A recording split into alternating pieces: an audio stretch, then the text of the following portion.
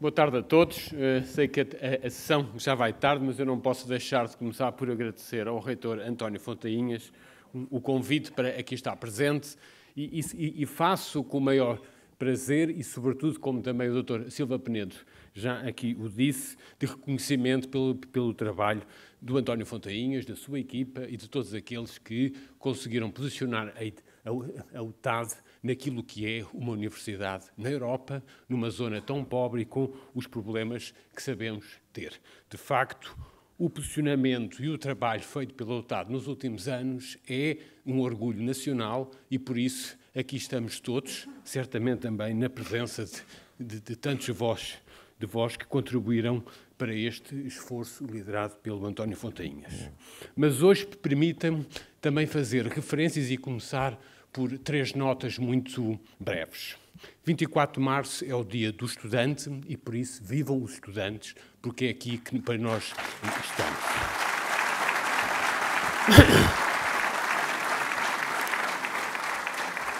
Como penso que sabem, 24 de março ficou associado ao papel dos estudantes numa mudança radical na sociedade portuguesa e isso é, de facto, o ser estudante, é o saber pensar, é o saber atuar nos momentos mais difíceis da nossa vida. Mas o meu segundo ponto vai também para o que se vive este fim de semana, os 60 anos do Tratado de Roma e a nossa presença na Europa. Há 60 anos atrás foi um grupo de visionários que montou o projeto europeu e que hoje nos deve orgulhar. A Europa é um futuro e, sobretudo, numa fase tão complexa da vida europeia, onde uns desistem de ser europeus e outros, com certeza, como nós, queremos ser mais europeus, mas também que a Europa seja mais portuguesa, resta-nos perceber que as nossas universidades também são universidades europeias e, por isso, construir este projeto tão complexo, mas que não há outra via que seja um projeto mais complexo. Hoje, se temos uma Europa mais rica do que há 60 anos, também temos uma Europa mais desigual e, por isso, sabemos que uma Europa mais aberta ao mundo é aquela que, para isso, precisamos de mais conhecimento, de mais aprendizagem e de maior participação portuguesa nesse projeto europeu. O terceiro tema é sobre os dados que hoje foram divulgados pelo INE e que o novo Dr. Miguel Cadilho já tão bem os relatou. E podem estar certos que não venho fazer propaganda política sobre o valor do déficit. Venho, sobretudo, aqui num ambiente universitário, questionar se este crescimento que hoje é relatado é um crescimento sustentável. Ou por outras palavras, até que ponto é que nós podemos acreditar que Portugal pode crescer se não for com mais conhecimento e, por isso, não for com mais investimento na atividade do conhecimento, no ensino superior e das universidades. E esta pergunta, ou esta questão, deve-nos, sobretudo, fazer pensar. E a universidade é também feita para nós pensarmos. Vejo ali o Luís Mira Amaral, que tanto nos ensinou ao longo das décadas a olhar para as exportações e os dados de hoje do INE, mais do que o déficit, mostram um crescimento de mais de 20% das exportações. Quando olhamos para as exportações e para quem exporta, vemos que o principal grupo de empresas são aquelas empresas que mais investem em investigação e desenvolvimento. E por isso pergunto, por que é que ainda há tão pouco investimento privado em investigação e desenvolvimento? De facto, ao longo dos últimos 30 anos, esse panorama mudou radicalmente, mas ainda é pequeno.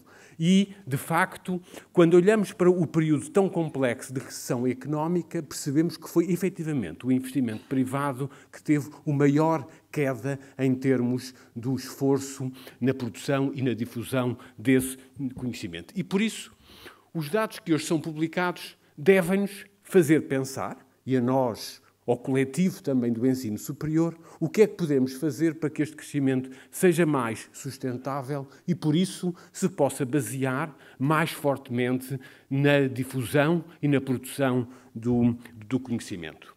É importante fazer, sobretudo na presença de tão ilustres ex-ministros e, sobretudo, de um governo que há 30 anos tinha definido, em 1987, que Portugal deveria atingir até 1990 1% do PIB do esforço em investigação e desenvolvimento. Sabemos hoje que não foram possíveis fazê-lo em 3 anos, demoraram 20 anos. Só em 2007 é que se atingiu 1% do PIB, ou da riqueza produzida em investigação e desenvolvimento. E por isso a pergunta que podemos fazer é: porquê é que demoraram 20 anos a atingirmos a um nível que na altura era um nível de liderança europeu e que hoje é ainda muito abaixo da média europeia? Hoje a nossa meta é atingirmos 2% da nossa riqueza em investigação e desenvolvimento. Isso há 30 anos atrás. Tínhamos apenas cerca de 15% do esforço global pelo setor privado. Hoje temos 50% do nosso esforço em investigação e desenvolvimento produzida pelo setor privado e pelas empresas. Hoje temos uma realidade empresarial totalmente diferente, não apenas aqui no Douro, mas em setores que há 30 anos atrás mal existiam. Vejo ali os nossos amigos do calçado e da indústria farmacêutica, que são, obviamente, setores que em 30 anos mudaram radicalmente. E estou certo que não é muito difícil de percebermos se mudaram. Foi porque tivemos mais acesso ao conhecimento, foi que soubemos em 30 anos alterar radicalmente o nosso padrão de produção e difusão do conhecimento. Estamos bem, podemos estar melhor. Fizemos muito, fizemos com certeza, mas demorou 20 anos a conseguirmos, como uma sociedade, acreditar que investir no conhecimento era, porventura, uma realidade. A questão é que, se verdade dos dados de hoje será possível nos próximos 3 anos atingir os 2%, que hoje é o mínimo para uma sociedade moderna no contexto europeu? E por isso as questões do crescimento e certamente das finanças públicas levam-nos a perceber uma questão que parece tão simples. Porquê é que é tão difícil?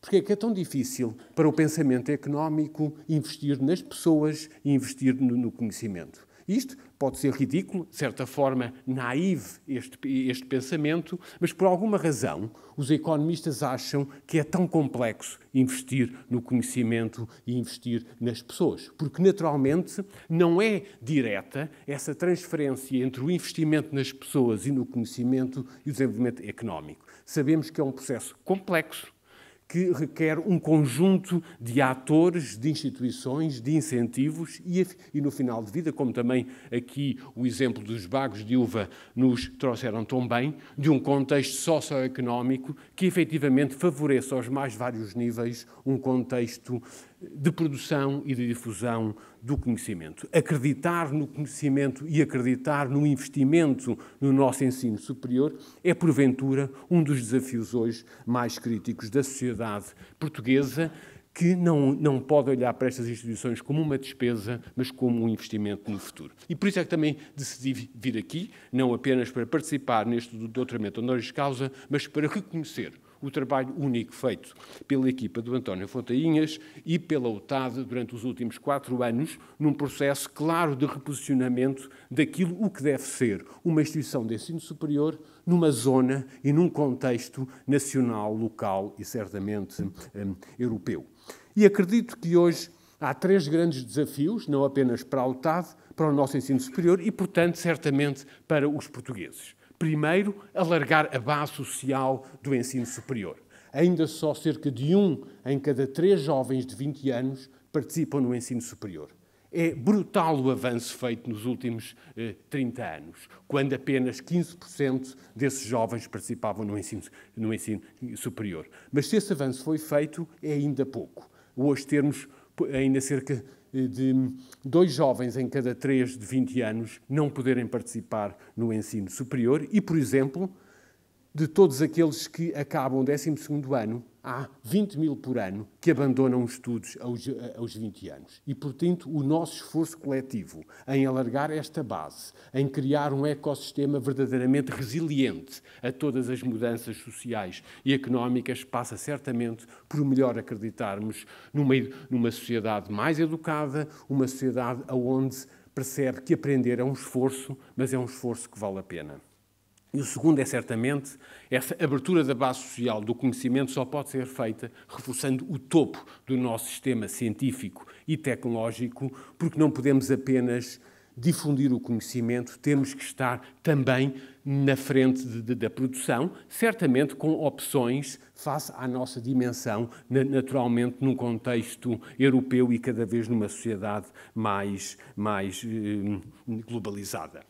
E entre esta complexidade do que é abrir a base e reforçar o topo, precisamos hoje, ao fim destes 30 anos, de perceber que isto não se faz apenas numa dicotomia ensino superior a empresas, de densificar o nosso território com uma diversidade de instituições intermediárias que são particularmente críticas para uma melhor absorção e, sobretudo, para estimular essa capacidade de transferir e de absorver o conhecimento transferido naquilo que é tão difícil de compreender, que é o crescimento económico, tornando o nosso dia-a-dia de melhor compreender os obstáculos a esse próprio conhecimento. E é por isso mesmo também que lançámos recentemente a ideia de melhor colaborar e de melhor estimular arranjos colaborativos, diga-se de passagem, usando a ideia inicial do primeiro PEDIP1, mais uma vez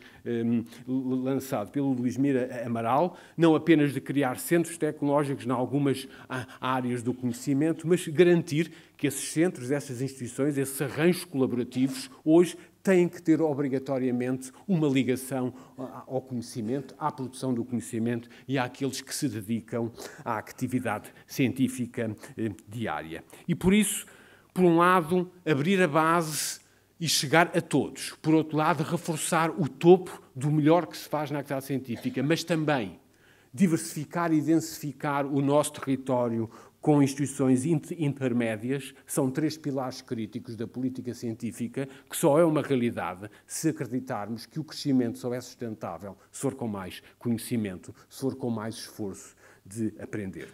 E estas 3 linhas levam-me, quanto a mim, a pensar mais uma vez no exemplo da UTAD, aqui feito, e desde já posso dizer que na próxima semana será publicado em Diário da República a rede experimental da vinha e do vinho, entre uma das 4 redes experimentais que se criam na área agrícola, para pensarmos no local, mas também no europeu. No ano onde se vai lançar o primeiro programa de investigação e desenvolvimento para o Mediterrâneo, onde os países do Sul e Portugal em particular podem e devem desempenhar um papel crítico, é também a pensar nisso que temos que olhar para a UTAD e pensar nos nossos desafios estruturantes a nível nacional.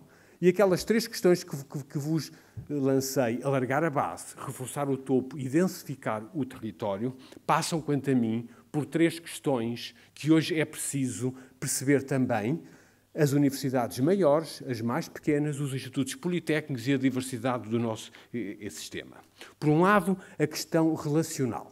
Se há 30 anos atrás foi crítico para Portugal desenvolver um sistema científico, de certa forma, independente ou com alguns divórcios do nosso sistema de ensino superior e, de certa forma, do nosso tecido produtivo, particularmente ingênuo na altura em termos da sua presença no conhecimento, hoje põe-se a questão se já podemos acreditar melhor nas nossas instituições e verdadeiramente na relação entre as instituições académicas de ensino superior, as instituições científicas, que devem ser endógenas elas próprias, e o tecido empresarial. E estas relações levam-nos, mais uma vez, a repensar o nosso sistema científico e, por isso, este ano é um ano importante de avaliação, de acreditação da base do sistema científico através do novo exercício de avaliação de todas as unidades de investigação e desenvolvimento, assim como da primeira avaliação institucional que as instituições de ensino superior irão fazer. Mas se é verdade que nas instituições mais pequenas, como a UTAD, esse exercício tem sido feito de uma forma particularmente interessante e mobilizadora a nível nacional, é também verdade que é aqui onde se experimentam exercícios particularmente interessantes da interação local entre os dirigentes das instituições de ensino superior e científicas e as autarquias. Vejo aqui o Presidente da Câmara de Vila Real, que não posso de referir face ao esforço e uma verdadeira troika entre ele próprio, o Presidente do Conselho Geral e o Reitor da Universidade de UTAD, que têm criado aqui em Vila Real, um centro verdadeiramente onde podemos acreditar naquilo que é, porventura, o urbanismo do conhecimento e perceber que o desenvolvimento urbano, neste caso, de uma região, só se pode ser feito com maior proximidade local entre os vários atores. Por fim, para além das dimensões críticas do aspecto relacional entre as instituições, depois do aspecto local com as autoridades locais, a questão internacional. Já aqui referi o posicionamento da UTAD no contexto europeu do que é hoje a agricultura e os desafios da agricultura de precisão, mas também das culturas do Mediterrâneo. O nosso contexto na Europa leva-nos a pensar que, passados 60 anos do Acordo de Roma, só podemos acreditar que a Europa só pode ser uma Europa com mais Portugal, com mais portugueses e com instituições de ensino superior verdadeiramente europeias. Muito obrigado a todos e, mais uma vez, o reconhecimento pelas